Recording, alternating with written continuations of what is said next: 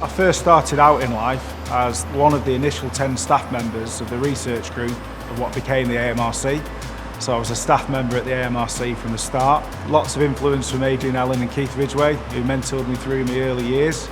And then later on, after eventually becoming to run the machining group, I got the opportunity to set up a spin-out company, and that spin-out company was AML.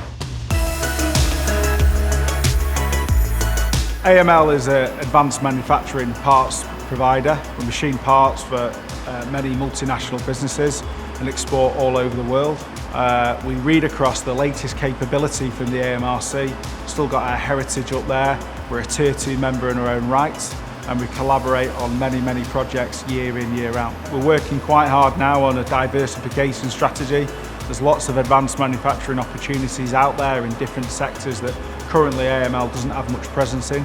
AMRC is supporting that greatly with future R&D grants that we're working on, and we're excited about the future.